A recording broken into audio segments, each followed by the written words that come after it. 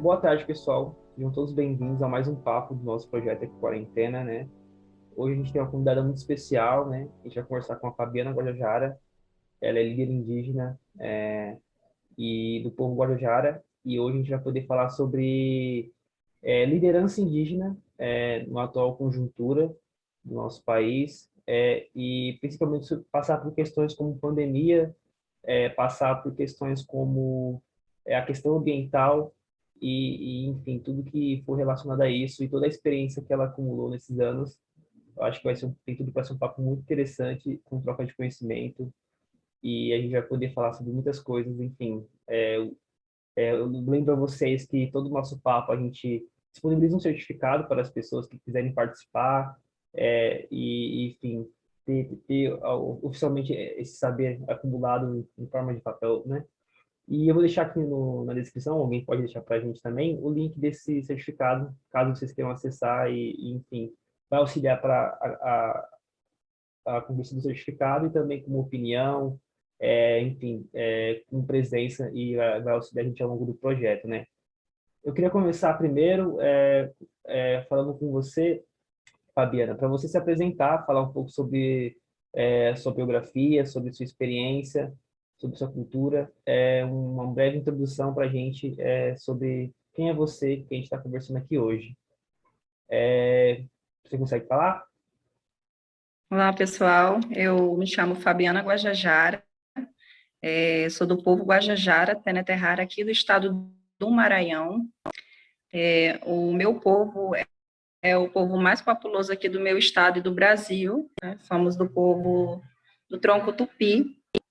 O território ao qual eu pertenço é o segundo maior território do estado do Maranhão, é o território Araribóia. Acredito que a maioria de vocês já ouviram falar, né, do nosso território aqui. Eu vou falar primeiro de coisas boas, né? Nosso povo ainda é praticante da língua, né, nossa língua originária, tupi. Nós temos fortalecidas, né, e praticadas várias festas culturais, a exemplo da festa da menina moça, festa dos rapazes, nós temos aqui a festa do mel, que são as festas mais praticadas aqui do nosso povo. E também temos outras, né, variedades de apresentações culturais, a gente tem a nossa espiritualidade, a nossa cosmovisão, a nossa medicina tradicional, a nossa comida tradicional. A gente tem esse universo aqui paralelo, esse mundo, né? A gente tem o nosso mundo Tené-Terrara aqui ainda. Não sei o que eu posso falar mais Eu acho no que, momento, se é só uma breve apresentação. eu acho que deu para contextualizar bem, assim. Muito interessante, assim, você comentar sobre essa permanência da cultura, né? Porque, enfim, a gente sabe que com é difícil manter essa tradição, né? E acho que você comentou, coloca bem como introdução para a gente aqui. O que eu queria perguntar, por exemplo, e o que o pessoal também pode colocar no chat, o pessoal do público que quiser perguntar para ela, a gente também vai estar passando para ela. O que eu queria saber, por exemplo, assim, tipo, a partir das suas vivências que você teve e do que você pôde estudar, que você pode falar para a gente do seu papel como liderança indígena, assim, trazer um contexto sobre um contexto histórico sobre o que é liderança indígena, sobre como é realizar esse papel, a partir obviamente da sua visão, da sua experiência, já que você uma parte central dessa história. Então, eu queria saber de você, o que você pode falar para a gente sobre isso, sobre liderança indígena.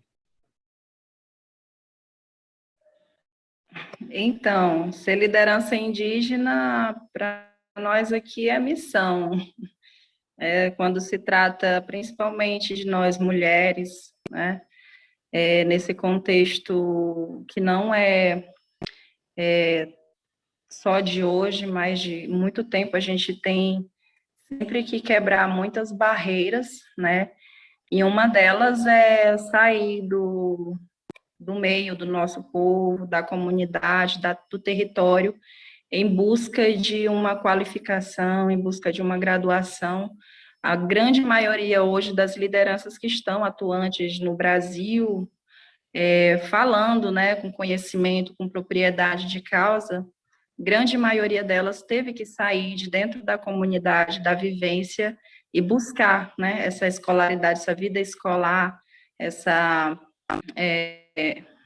esse diploma, né, para poder estar exercendo um cargo, ocupar espaço e fazer esse trabalho hoje, que a gente fala trabalho, mas na realidade nós não somos remunerados por isso, né? As lideranças é algo que é feito mesmo com amor, com dedicação, a partir de tudo que a gente vivencia e vê de perto, que é o sofrimento do nosso povo, os ataques aos direitos, a falta de políticas públicas. Então, ser liderança hoje indígena é missão, é amor, é dedicação, e é isso.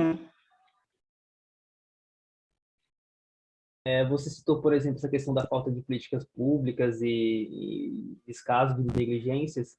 Eu queria que você falasse sua leitura acerca dessa questão indígena no país atualmente, enfim, diante dessa nossa crise sanitária que a gente vive há cerca de um ano e pouco já, mais de um ano e meio, na verdade. Eu queria que você falasse para você qual a sua visão acerca disso, desde, enfim, no que você imagina, assim, no que você pode falar.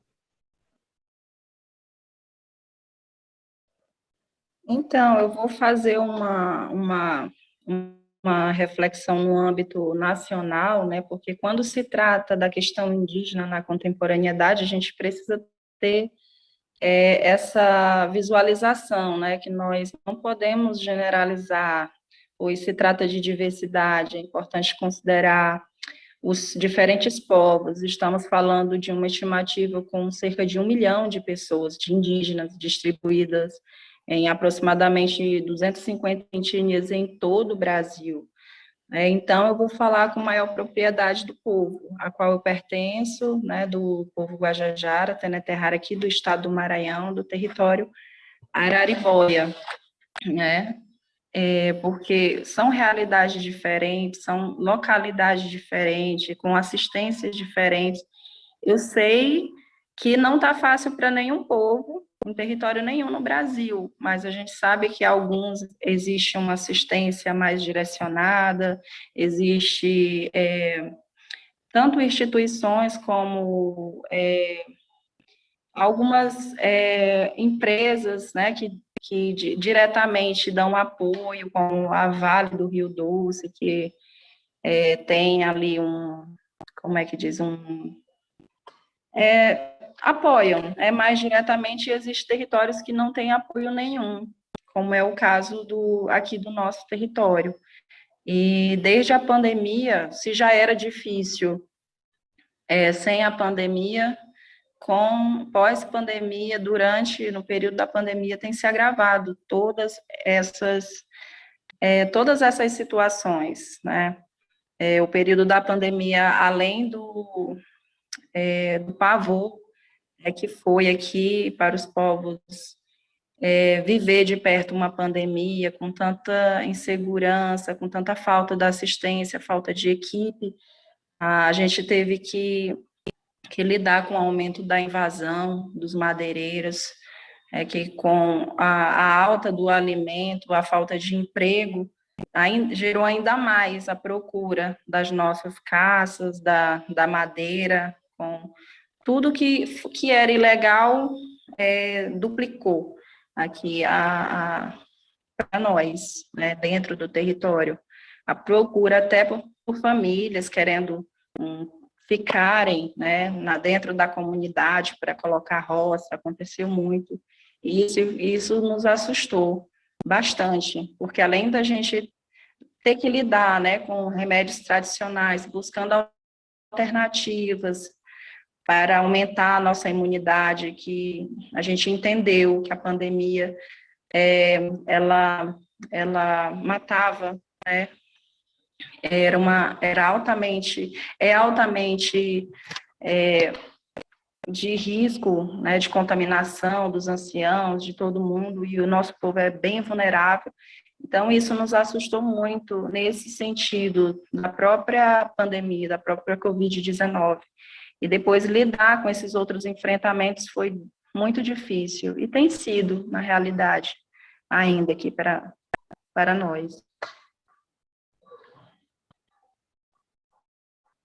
Você comentou, por exemplo, você tocou nessa questão. Olá, vocês estão me ouvindo? A gente está te ouvindo, tranquila, está te ouvindo.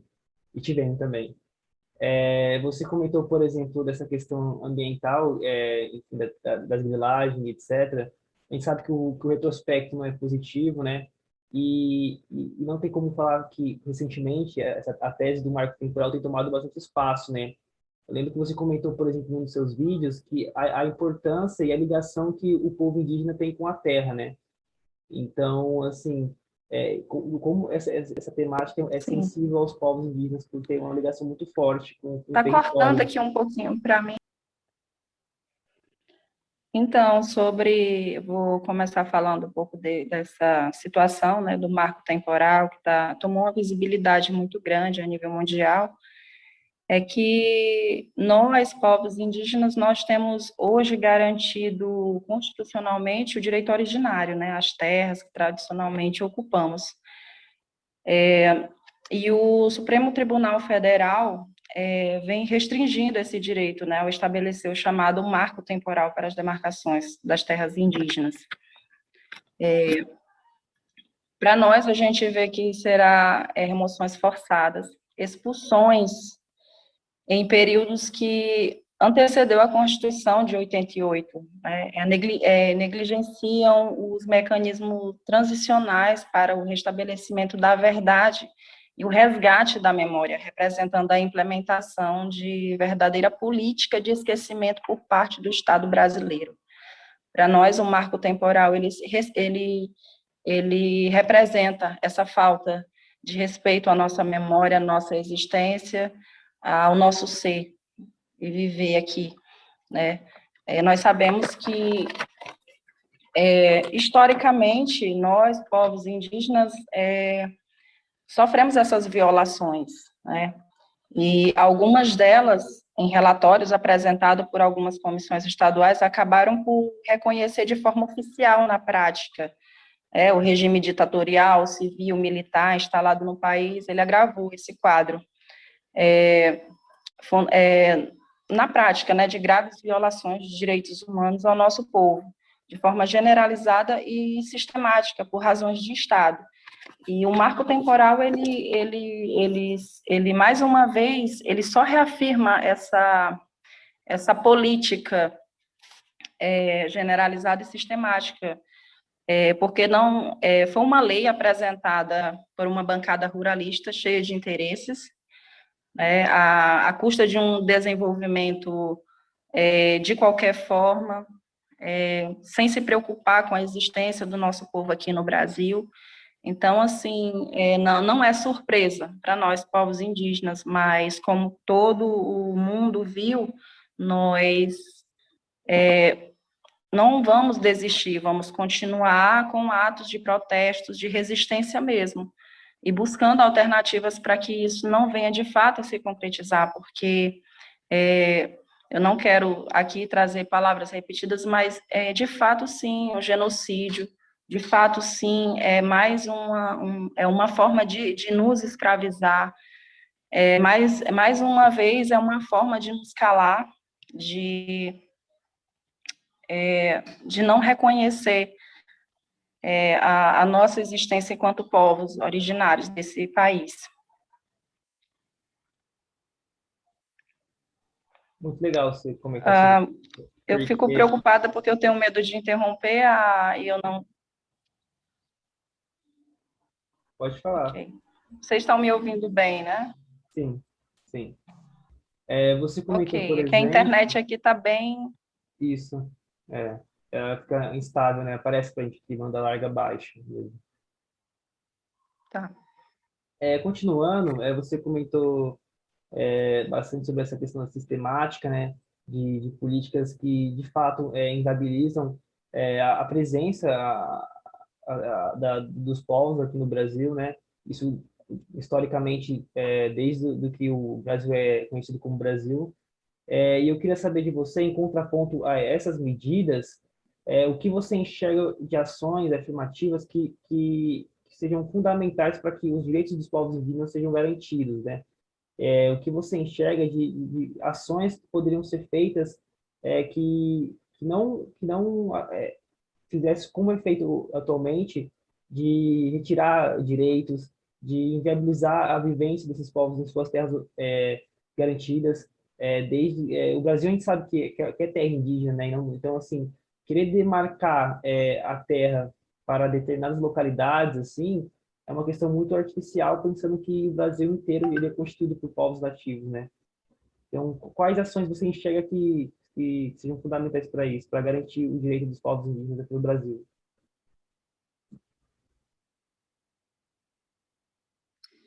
Então, é importante mencionar que todos os direitos que hoje constitucionalmente garantidos, eles foram luta das lideranças e do movimento indígena em parceria com outros segmentos sociais no Brasil. Então, assim, o primeiro passo seria, primeiramente, respeitar essas leis já garantidas na Constituição brasileira. E quando a gente vê a fundo todas as políticas direcionadas aos povos indígenas, tanto no âmbito da educação específica, diferenciada, uma secretaria especial de saúde indígena, uma instituição importante federal chamada FUNAI, que é a Fundação Nacional do Índio, entre tantas outras instituições governamentais e não governamentais, eu observo que éramos para ser bem atendidos, assistidos, e há uma total desconexão ou falta de conversa entre tanto as esferas de governos institucionais, entre tantas outras, e acaba que não havendo nenhum tipo de políticas públicas mesmo de qualidade para os povos indígenas. A gente acaba fazendo essa avaliação, que o que seria de responsabilidade de todas as esferas de governo, acaba que um fica jogando a responsabilidade para outro. E isso causa sérios danos, né? A partir do momento que ninguém quer cumprir o seu papel, de fato, e fica à mercê, né? E fica também essa responsabilidade, eu digo, sobre os ombros das lideranças indígenas, né? Estarem sempre nesses atos, representando, buscando o que já está garantido na Constituição, que é lei. E isso eu vejo como um retrocesso, né? De direitos que nós enfrentamos. Eu visualizo, assim, que a falta do cumprimento das leis que estão lá na Constituição, ele é a primeira barreira. É a primeira barreira que não nos leva a avançar, né? Os povos indígenas sempre ficam num estado de vulnerabilidade, de esquecimento, por falta dessas políticas chegarem, por parte do próprio Estado brasileiro mesmo, deixar de cumprir o papel. Você comentou, você citou a FUNAI, né? E assim, a gente viu que como instituição, o quanto que situações que envolveram ela de polêmicas, enfim, chega a ser curioso, né? A instituição que foi criada para proteger, ela acaba se tornando um instrumento para muitas vezes não proteger quem ela deveria, né? E isso não só sobre a FUNAI, mas também sobre outras instituições também enfim, políticas que de fato não são respeitadas, né? Para, enfim, garantir o direito que os povos originários têm, né? E a gente comentou sobre essa questão de respeitar a Constituição. Eu queria que você pudesse falar sobre como que esse tema, essa temática dos povos indígenas, até mesmo como a do marco temporal ou outras conquistas, outras lutas dos povos indígenas pelo Brasil inteiro, como você acha que elas podem é, ser tocadas às pessoas, assim, chegar às pessoas, que elas possam, assim, ó, existe isso aqui é importante, eu preciso defender eles enfim, queria saber como você enxerga de uma forma que pudesse tocar as pessoas, a população geral, a população que está no transporte público, que está, enfim, pelo país inteiro. Então, eu vejo que a luta dos povos indígenas, independente das esferas de governo, ela deve ser abraçada por parceiros, por ONGs, por toda a sociedade brasileira e mundial, porque o que nós fazemos aqui, na proteção ambiental, na valorização do bem viver, né, é algo que não beneficia apenas os povos indígenas aqui no território, no Brasil, mas ele é um benefício que chega de forma direta e indiretamente no mundo inteiro. Então, deveria haver uma valorização, né, por parte de mais consciência, ou até mesmo chegar de forma, como eu posso dizer, chegar de forma mais fiel possível o que nós passamos aqui, o que nós enfrentamos para as florestas estarem em pé, para a manutenção da nossa identidade cultural. Quando a gente fala que a Mãe Terra, o meio ambiente, é a nossa existência, de fato porque não existe nossas festas sem essa harmonia com a natureza. Não existe uma festa do mel sem o mel, não existe o mel sem as abelhas, sem a natureza, sem todo. Não existe a festa do mel sem as caças não existem sem as árvores não existem sem os rios, então tudo é uma ligação do ser. E, e realmente nós buscamos sobreviver no meio de um mundo que só vê, né, eu não posso generalizar também que não são todas as pessoas, mas a gente percebe através dessas leis que vêm de enfrentamento direto conosco, né, com os povos, uma evolução a qualquer preço, sem pensar no futuro das pessoas, no futuro da geração, que tipo de qualidade de vida que essas pessoas vão ter. Então, é isso que nesse mundo está cada dia mais difícil de entender o que realmente as pessoas valorizam, o que realmente elas querem, o que realmente, que legado a gente vai deixar para as futuras gerações, que planeta é que vai ficar aí. Então, é muito além do que a gente imagina, não são apenas políticas públicas para um povo, mas é o futuro da humanidade que está aí, né? E que as pessoas deveriam ter essa consciência, isso deveria ser colocado de forma mais eficaz, importante, a gente não vê, né, pela grande maioria da população, essa preocupação que nós temos aqui, e de uma forma tão desfavorável, porque a preservação, o trabalho de enfrentamento que nós fazemos aqui diretamente, ela custa vidas. Muitas pessoas foram mortas já para não permitir a invasão de madeireiros, para não permitir uma degradação em grande escala. Eu senti na pele, abracei o corpo de Paulino, morto a tiro, meu primo baleado, fazer parte de tudo isso.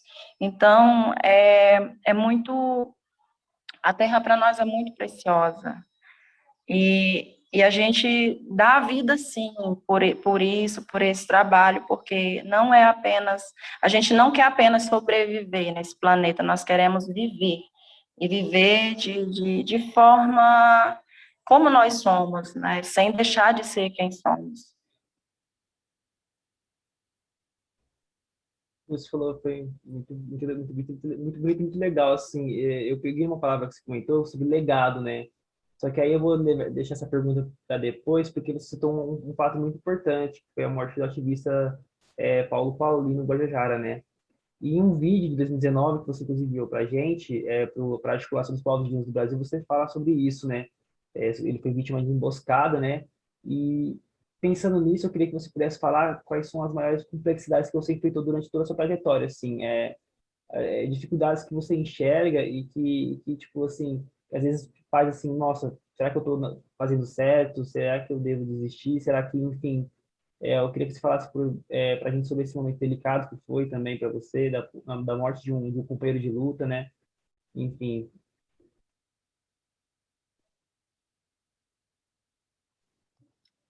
Então, assim, são muitos momentos marcantes, né, na nossa vida. É, o primeiro impacto vou falar um pouco da minha, que eu acredito que não é diferente de outras lideranças.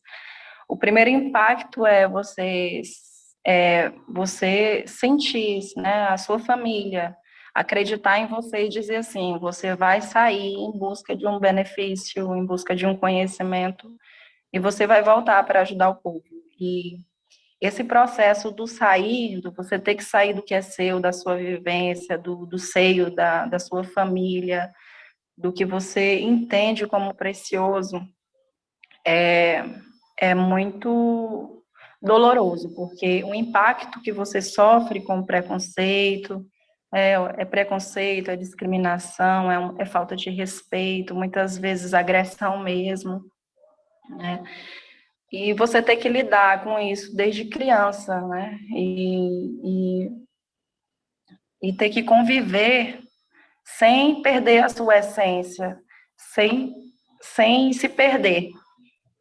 Saber que você saiu de um lugar, que você tem um propósito e que você tem uma missão e você precisa voltar.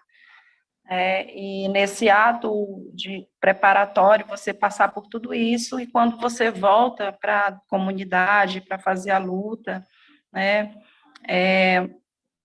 você sofre outro impacto. Eu sofri dois impactos. Um, quando tive que sair para estudar, mas, assim, nunca perdi a vivência, né, com o meu povo, passei por toda a tradição, cumpri tudo o que foi estabelecido, mas, assim, quando se volta até a própria comunidade, os parentes, eles te veem de uma forma diferente. Será que voltou a mesma? O que que mudou? O que que aconteceu? E você começar, né, lutar em meio tantas dificuldades, em meio tantas situações, hoje que eu digo que a luta ela não mudou, a luta ela continua sendo a mesma, ela mudou apenas a forma, né? O genocídio, a forma de querer expulsar os indígenas do território, de extinguir, a própria educação, se a gente observar o fundo, é uma forma, né, a forma de escolarização, a gente tanto busca por uma educação específica, diferenciada, e quando a gente vê, na realidade não acontece, né, tudo que é implantado dentro das aldeias, como eu falei, eu não vou generalizar que são situações diferentes, em territórios diferentes, em estados diferentes, mas aqui no estado onde eu moro, eu busquei essa formação, né, de pedagoga, pesquisadora, porque, por mais que esteja lá na Constituição, que a educação específica, bilíngue, diferenciada, na prática ela não acontece. Ela não acontece por quê?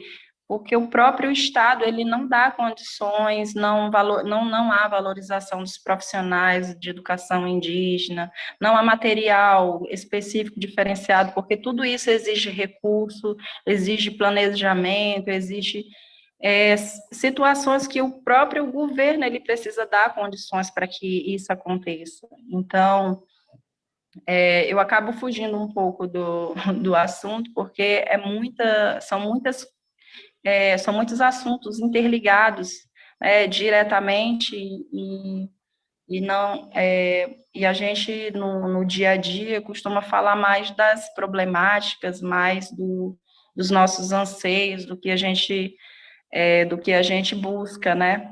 E aproveitando o gancho aqui dessa fala, antes que eu esqueça, foi por isso que eu e meu esposo, diante de tantos enfrentamentos ao longo dos anos que a gente está aí na luta, né, no ativismo, a gente percebeu situações que o governo, as esferas de governo, algumas instituições, elas nunca vão saber lidar com nós, povos indígenas, que precisa ser pessoas dentro do território, tem que ser idealizado, né, projetos e propostas de pessoas que conhecem, que vivem isso de perto.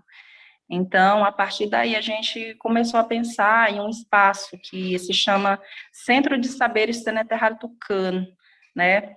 É um projeto social que nós trabalhamos aqui, ele é de dentro do território. O diferencial desse projeto que está sendo trabalhado é que foi idealizado por indígenas, ele é dirigido por indígenas, e tudo que é pensado é a partir das experiências que nós, lideranças indígenas, a gente tem acompanhado ao longo dos anos. Então, a gente criou esse espaço, né, que na realidade o que a gente visa futuramente é uma universidade indígena com conhecimentos tradicionais, onde a gente sabe a importância do conhecimento contemporâneo, né, de outros saberes.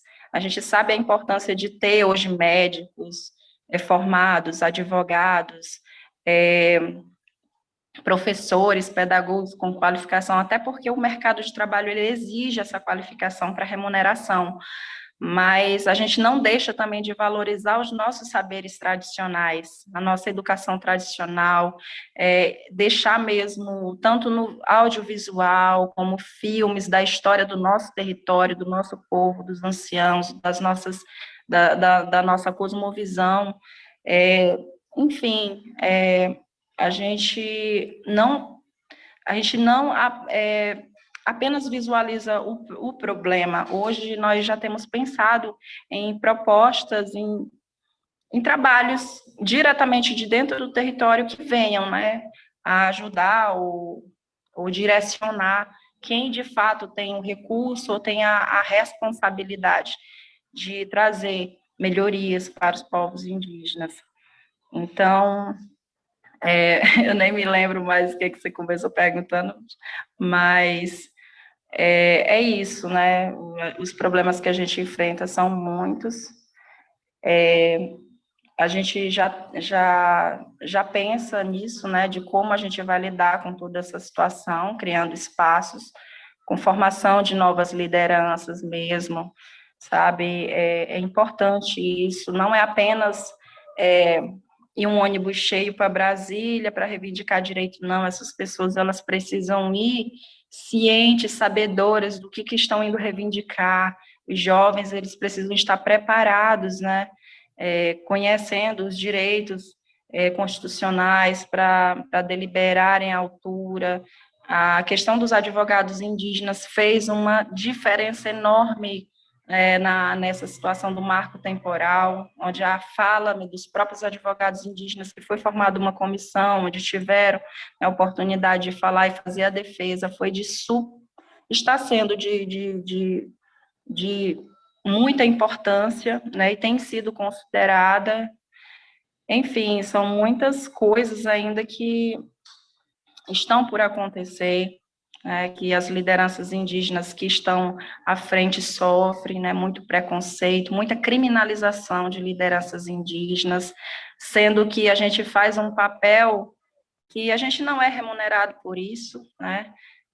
A nossa remuneração é ver os direitos garantidos e ver situações de benefício chegando para a comunidade, ou pelo menos o nosso direito respeitado de viver a nossa vida da forma que a gente quer dentro da aldeia.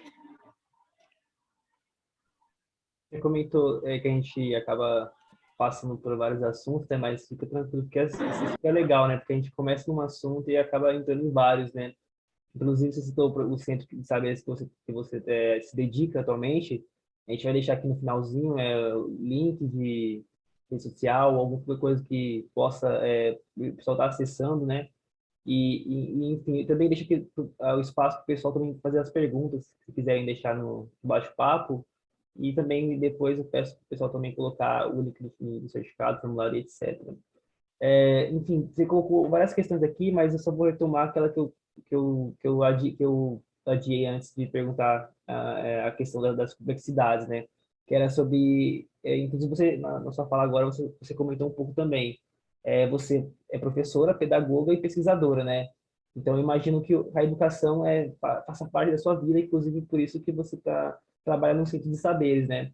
E aí eu queria que você falasse melhor sobre o papel da educação, como você enxerga ela como uma ferramenta, como um auxílio para a sua luta, para a sua liderança e para a sua formação como pessoa, como cidadã, enfim, e como ela pode auxiliar a luta em geral. E eu acho que, como professor, você deve, e pedagogo, pesquisador, deve ter muito conhecimento acerca disso.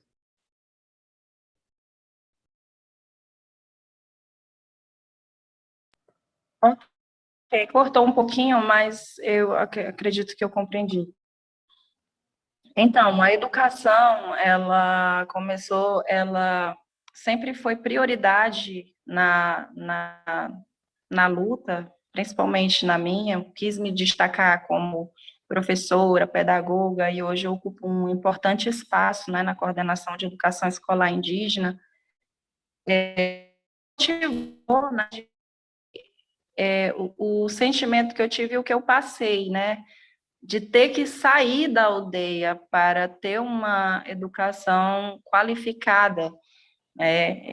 Eu não compreendia até certo ponto porque a pessoa tem que sair do seu convívio, da sua família, da sua vivência para buscar outras coisas, sendo que isso existe um governo, existe políticas direcionadas para isso, e isso pode acontecer dentro da aldeia. Então, tudo que eu passei, eu pensei comigo mesmo, eu disse, um dia eu vou fazer a diferença nisso. Muitos indígenas, eles não vão precisar sair para passar o que eu passei. Eles podem ter isso dentro do seu território, dentro da sua aldeia, dentro da sua comunidade. Basta a gente ter uma equipe de profissional, basta a gente. Então, todo o trabalho que foi feito e tem sido desenvolvido hoje por mim, enquanto estou nessa função, né, tem sido voltado à valorização dos profissionais, a desenvolver mesmo, produzir materiais de acordo à necessidade da comunidade, a alfabetização das crianças. Eu vi, quando eu comecei a trabalhar na educação, o que eu percebi foi uma total desvalorização dos conhecimentos tradicionais, ou seja, da língua materna, né?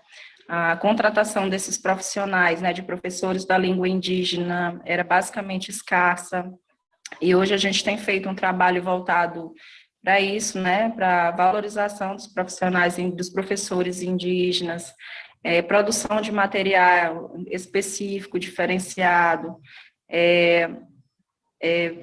contratação de professores indígenas mesmo, para estarem atuando dentro das comunidades. Nós temos aqui vários problemas relacionados à educação, de acesso, estrada, merenda, qualidade da merenda escolar, enfim, e é diante de todas essas dificuldades, essas problemáticas, que eu percebi que no âmbito do governo é muita burocracia para a gente fazer esses trabalhos, e foi onde surgiu, né, a ideia do centro, trabalhar um espaço, uma escola, onde a gente pudesse estar fazendo isso mais livremente. A dificuldade que nós temos é questão de recurso, porque tudo funciona a partir dos recursos, né? Para reunir os professores, reunir os pajé, reunir os caciques, as lideranças, parteiras, artesãs, Enfim, nós temos muitas pessoas da comunidade que elas contribuem com os conhecimentos tradicionais. E esse tem sido esse espaço que a gente tem utilizado, né, com a ajuda de parceiros, de professores voluntários, tanto da comunidade indígena como não indígenas, faculdades. E eu tenho desenvolvido esse trabalho aqui dentro do nosso território, com a educação, e tem sido muito positiva, né, porque as experiências e tudo que a gente tem feito tem servido de modelo aqui no município, no território, e a gente quer só ampliar esse trabalho e dizer que nós podemos ser os protagonistas, né, ninguém melhor do que nós vai fazer esse trabalho direcionado para o povo.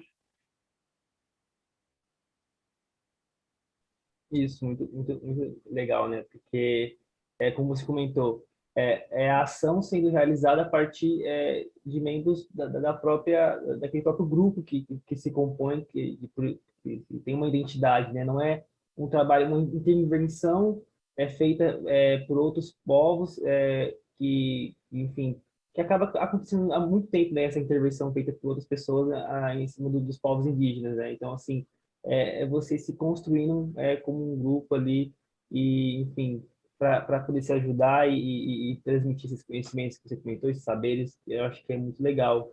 E eu quero trazer aqui um fato legal, muito curioso, que eu pesquisei e fiquei sabendo, que você foi a primeira indígena, isso retomando já também para a questão da crise sanitária do país.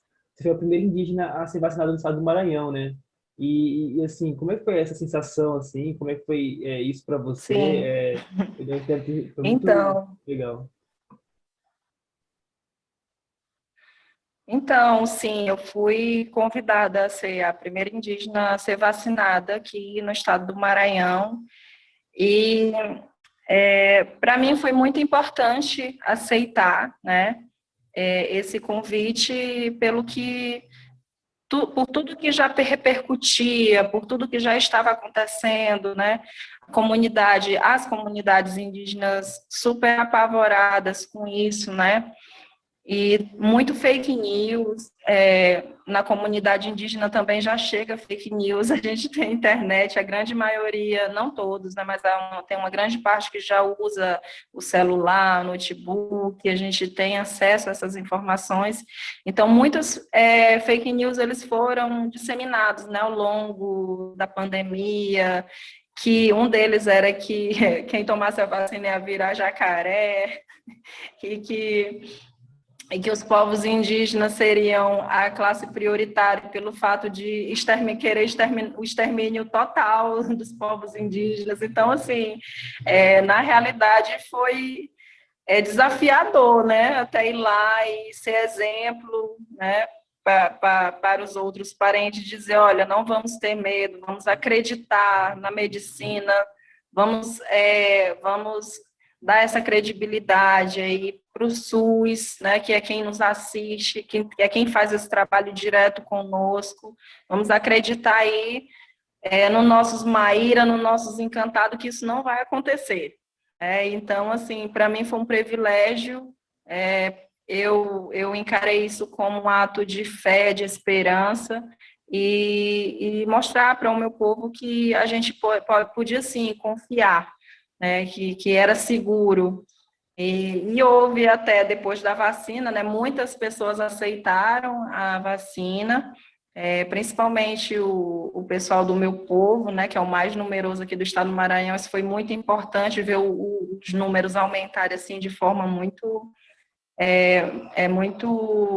visível a partir de que eu fui vacinada e quebrar, né, esses tabus e mostrar que a vacina seria um modo mais seguro de garantir a vida. Eu até disse uma frase no ato da vacina, né? Vacinar é preciso para continuar existindo. E eu criei força e essa determinação a partir de uma fala do meu avô, que ele estava vivo aos 105 anos.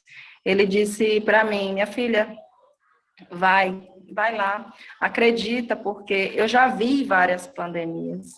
Não, e já aconteceu muitas outras doenças, e quem salvou foi a vacina. O nosso povo não foi totalmente exterminado por causa do remédio, da vacina. Então, se a vacina chegou para nós, vamos acreditar, né? E para mim foi importante, foi um marco não só na história aqui do estado do Maranhão, mas para mim, na minha vida. E é algo que eu me orgulho muito, né, desse ato de fé, de esperança e de acreditar e de salvar vidas. Muito legal o relato, o seu relato e do seu avô, né? Enfim, de acreditar numa medida que é eficaz e que vai auxiliar, né? Enfim, acho que o ato em si maximiza o que você representa como liderança indígena, né? De liderar um movimento, de ser a primeira pessoa e dizer, gente, vamos lá, né? Vamos tomar vacina. Acho que isso é muito legal enfim, a gente ganha o papo com histórias como essa, né? Gente, assim, eu tô satisfeito, assim, com minhas perguntas. Eu queria saber de vocês, a convidada de vocês. Se tiverem perguntas, podem fazer aqui no chat.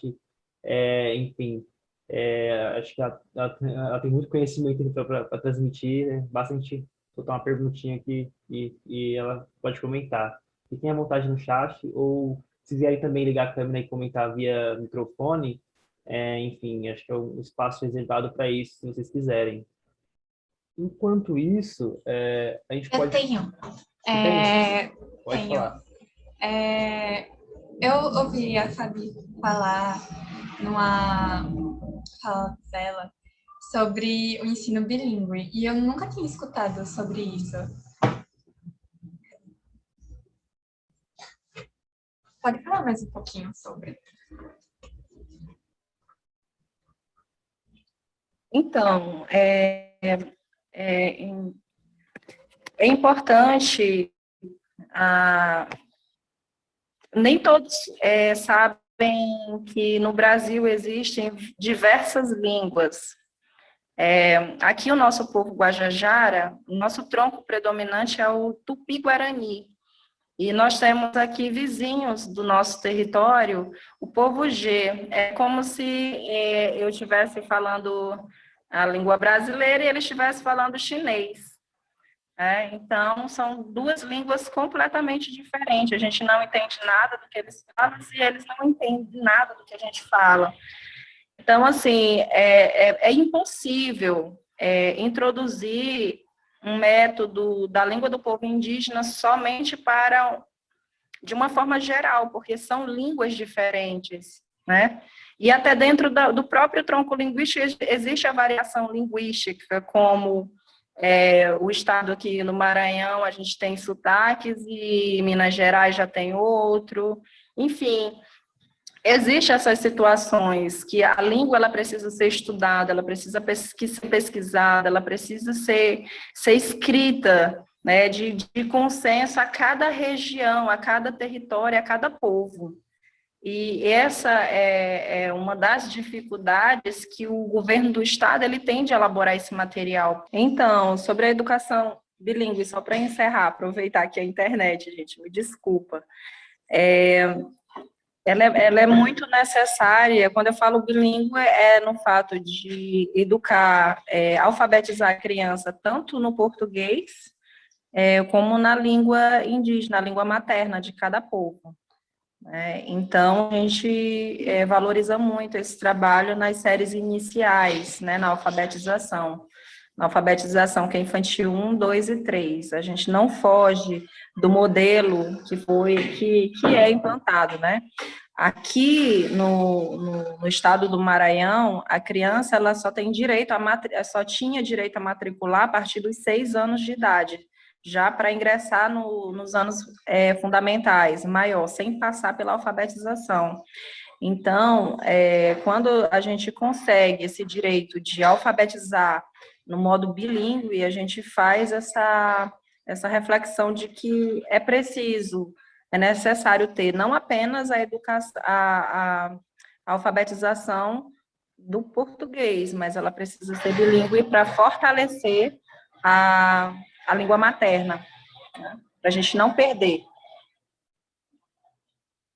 Legal. assim, é como se muitas pessoas apoiam, por exemplo, o projeto de, além da, ou ao invés de aprender inglês na escola, que seja priorizado, por exemplo, a linguagem de sinais, ou linguagens que são oriundas da matriz brasileira, né, como os povos indígenas, porque a gente acaba nessa situação, né, Oi, tá cortando novamente.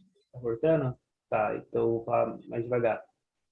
Acaba que, enfim, as pessoas elas pedem que seja priorizado o ensino de língua de sinais ou dos povos indígenas, ao invés de, por exemplo, o inglês, que, enfim, acaba se tornando algo mais um produto do mundo globalizado, né? E é muito interessante essa situação da educação bilíngue, né? Enfim, para a gente poder encerrar o bate-papo, eu queria que você falasse, enfim, fizesse um encerramento da sua parte e também, né, não deixasse de falar, por exemplo, como nós, que acompanhamos os papos aqui agora, posteriormente nas nossas redes sociais que vai estar presentes, como podemos apoiar, podemos acompanhar a causa, podemos, de certa forma, auxiliar enfim, o que você também mais deseja falar, a gente agradece muito a sua presença, assim, receber a primeira indígena vacinada do estado do Maranhão é uma honra para a gente, uma pessoa que está na luta e que participa de todas as questões, assim, que às vezes até fica, e a gente difícil imaginar como faz tudo isso, né? Professora, pedagoga, pesquisadora, né? Enfim, e ativista. Então, assim, a gente agradece muito a sua presença, Ok, aqui ficou mudo novamente. ficou mudo? Qual parte você Não, não... agora consegui, retornou. Tá. Enfim, para a gente é uma honra ter você no nosso grupo de convidados, vai estar lá seu nome, sua fotinha lá, vai ser muito legal. E também já fica um convite aqui para um próximo papo, que com certeza a gente vai querer fazer novamente. Eu acho que vai ser muito legal você, em outro tempo, trazer mais coisas para a gente sobre outros temas também. Enfim, fica agora para você fazer o encerramento e falar o que você queira falar.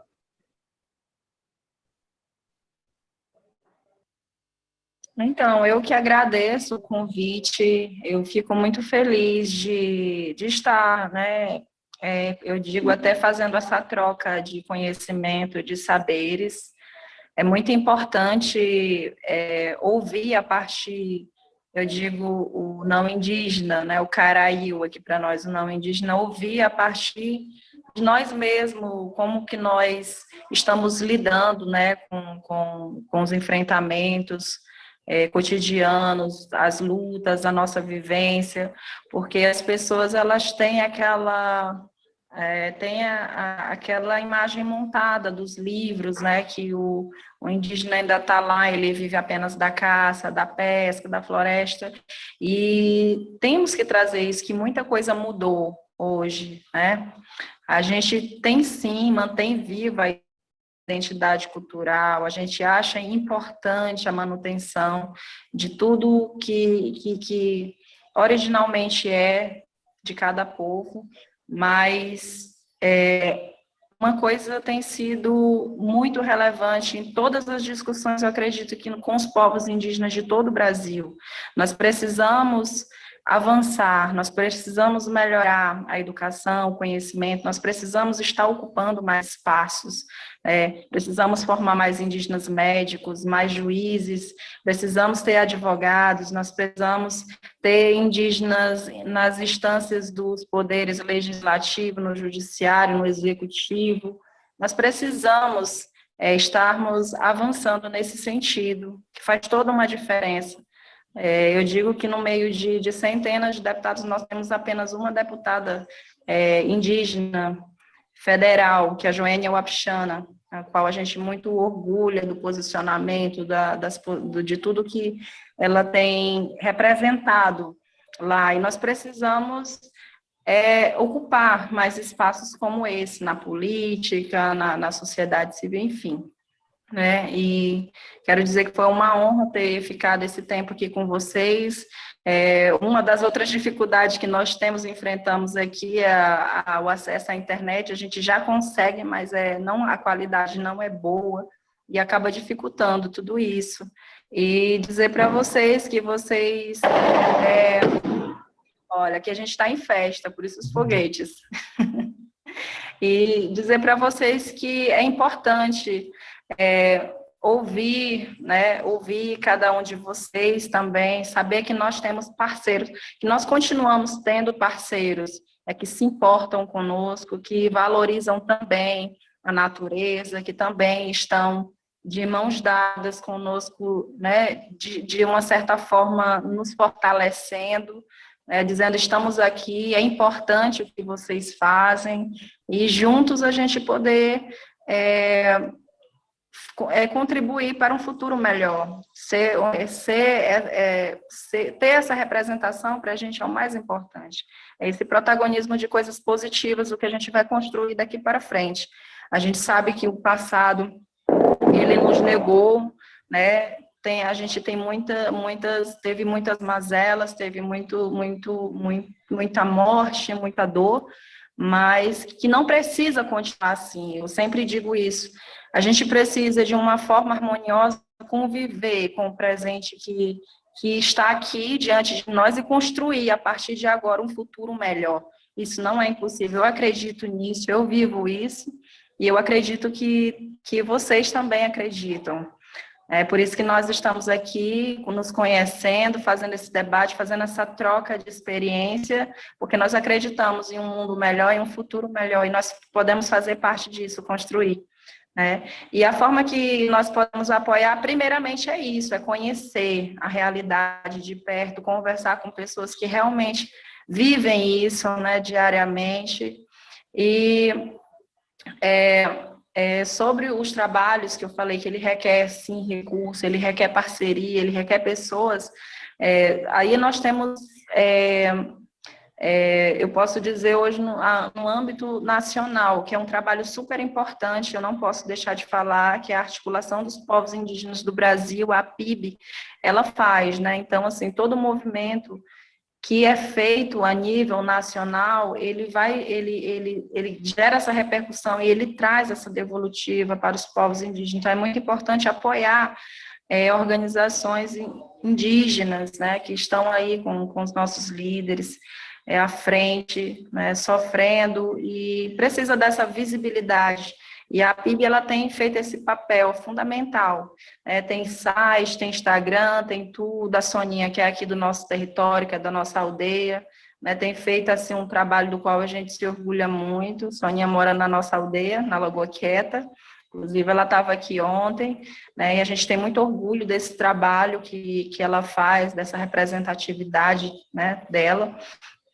E assim, o Centro de Saberes, eu gostaria de deixar aqui um link, mas no momento é um processo de construção, é algo muito interno, mas brevemente a gente já está organizando tudo isso, porque a gente sabe que é importante os parceiros, a gente sabe que é importante a visibilidade do trabalho, mas assim, no momento ainda a gente não tem, estamos construindo o link, o Instagram, tudo direitinho, que é para a gente postar os trabalhos que já vem realizado desde 2018 e tudo e onde nós estamos, onde a gente pretende chegar. Mas, de antemão, é isso. Obrigada pela atenção, pelo carinho de vocês. Eu espero ter retribuído.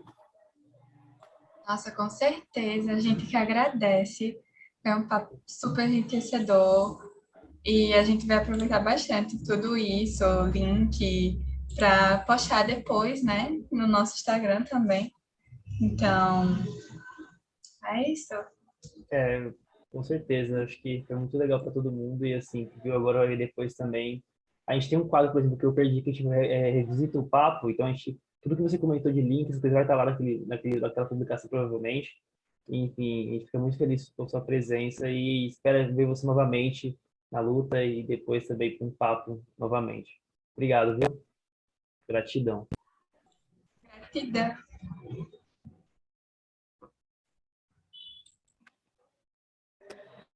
Obrigada. Vou encerrar a chamada, tá? Ok. Ok, tchau, pessoal. Um abraço a todos. Tchau. Abraço.